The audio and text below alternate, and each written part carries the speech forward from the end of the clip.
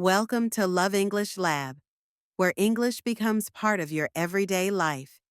Each episode is designed to help you understand real conversations, improve your vocabulary, and build confidence step by step. Find a quiet space, relax, and let's enjoy learning together. The Farm Boy, John's Childhood in Kansas. Hi, my name is John, and I'd like to tell you about my childhood, the place I grew up, the things I loved, and the memories that still live in my heart. I was born and raised in Kansas, in a quiet area surrounded by fields, animals, and dirt roads. My parents were farmers, just like their parents before them. Life on the farm wasn't easy, but it was full of meaning. Our home was a small wooden house on a big piece of land. There were no tall buildings, no traffic, and definitely no shopping malls. Just open fields, the sound of the wind in the trees, and the occasional moo of a cow. In the mornings, I'd wake up to the sound of roosters. The sun would rise slowly over the fields, painting everything in orange and gold. My room had one window, and from it, I could see our barn, our vegetable garden, and rows of corn stretching toward the horizon. We had a small town about 20 minutes away by car, but we didn't go there often.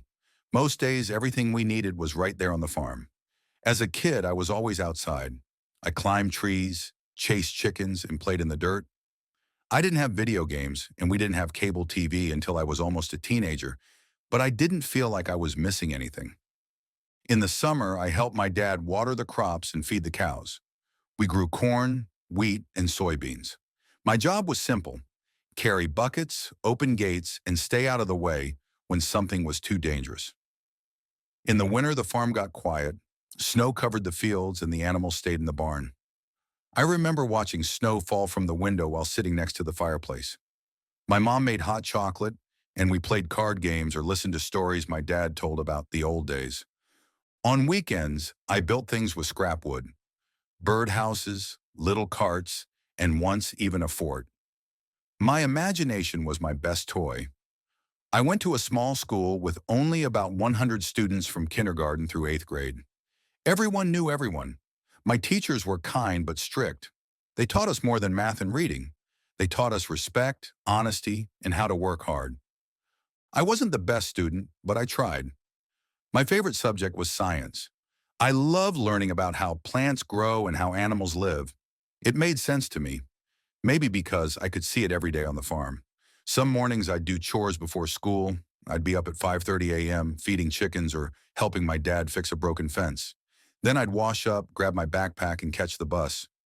I was usually tired by the time we got to class, but I never complained.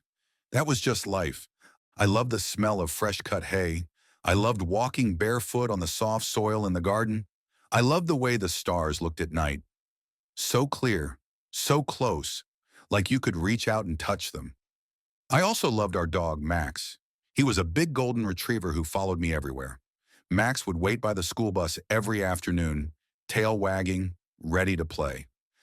Another thing I loved was Sunday dinners. Every week my grandparents came over and we had a big meal: fried chicken, mashed potatoes, cornbread, and fresh pie from whatever fruit was in season. After dinner, we'd sit on the porch and Grandpa would play old country songs on his guitar. Some of my best memories are from those long summer evenings. The sky would turn purple and pink, and we'd run through the fields catching fireflies. My sister and I would lie on the grass, making up stories about the shapes in the clouds. I remember one 4th of July when my dad let me light a firework for the first time. I was so nervous, but when it exploded in the sky, I felt proud. Everyone cheered. It was just a small moment, but it felt big to me. I also remember the county fair. Every year we'd go into town and ride the Ferris wheel, eat cotton candy, and watch the pig races. One year I even entered a pie-eating contest. I didn't win, but I laughed so hard I had tears in my eyes. Now that I'm older and live in the city, I miss those quiet Kansas mornings. I miss the fresh air, the slow pace, and the feeling that time wasn't rushing anywhere. I miss the sound of my mom humming in the kitchen and my dad's boots on the wooden floor. I miss Max, who passed away when I was 16. I miss the feeling of being small but safe, of having simple worries like, did I feed the chickens? Or did I leave my toy tractor in the rain? I also miss the sense of connection. On the farm, we depended on each other. There was no room for selfishness. If a storm damaged the barn, everyone helped fix it. If someone was sick, a neighbor came over with soup. Growing up on a farm taught me how to work hard. It taught me patience because crops don't grow in a day. It taught me respect for animals, for nature, and for the people around me. I learned how to fix things, how to stay calm when something broke, and how to keep going even when I was tired. Most importantly, I learned that happiness doesn't come from things. It comes from purpose, from people, and from moments that you carry with you long after they pass. Sometimes I drive back to that old farmhouse. My parents still live there. The trees are taller now and there's a new barn, but the feeling is the same. When I walk through the door, it's like stepping into a memory. My mom still makes the best pie. My dad still rises before the sun.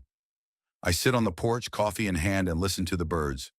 For a moment, I feel like that little boy again, the one with dirty shoes, a full heart, and a world to explore.